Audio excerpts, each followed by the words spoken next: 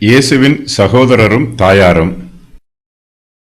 அப்பொழுது அவருடைய சகோதரரும் தாயாரும் வந்து வெளியே நின்று அவரை அழைக்கும்படி அவரிடத்தில் ஆள் அனுப்பினார்கள். அவரை சுற்றிலும் உட்கார்ந்திருந்த ஜனங்கள் அவரை நோக்கி, இதோ உம்முடைய தாயாரும் உம்முடைய சகோதரரும் வெளியே நின்று உம்மை தேடுகிறார்கள் என்றார்கள்.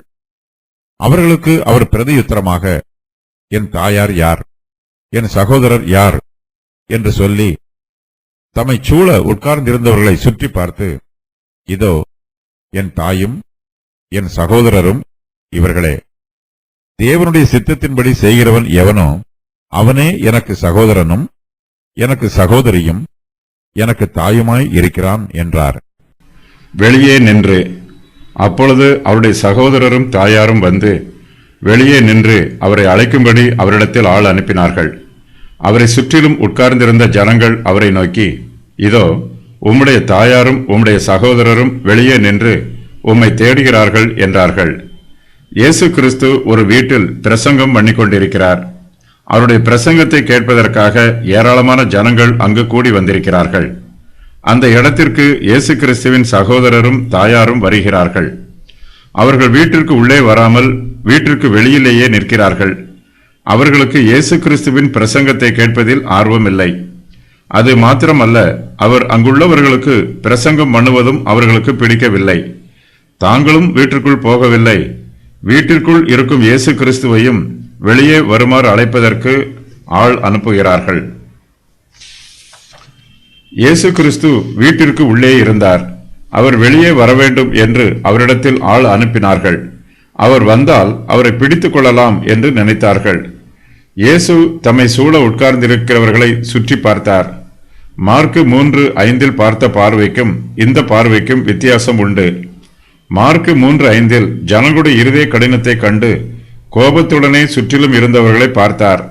ஆனால் இங்கோ தங்களுக்குரிய எல்லாவற்றையும் விட்டுவிட்டு தம்மையே பின்பற்றி வந்திருக்கும் தமது சீஷர்களை அன்போடு பார்க்கிறார். தேவனுடைய சித்தத்தின்படி செய்கிறவன். அவர்களுக்கு அவர் பிரதியுத்தரமாக, என் தாயார் யார், என் சகோதரர் யார் என்று சொல்லி தம்மை சூழ உட்கார்ந்திருக்கிறவர்களை சுற்றி பார்த்து, இதோ என் தாயும் என் சகோதரரும் இவர்களே. தேவனுடைய சித்தத்தின்படியே செய்கிறவன் எவனோ அவனே எனக்கு சகோதரனும் எனக்கு சகோதரியும் எனக்கு தாயுமாய் இருக்கிறான் என்றார். தம்முடைய உற்றார் உறவினர்களை விட தமது சித்தத்தின்படி செய்கிறவர்களே இயேசு கிறிஸ்துவுக்கு முக்கியமானவர்களாக இருக்கிறார்கள். தம்மை சூழ உட்கார்ந்திருக்கிறவர்களே தமது தாயும் தமது சகோதரரும் என்று இயேசு அறிவிக்கிறார். தமது சமூகத்தை விட்டு வெளியே நிற்கிறவர்கள் இயேசு கிறிஸ்துவுக்கு முக்கியமானவர்களாக தெரியவில்லை.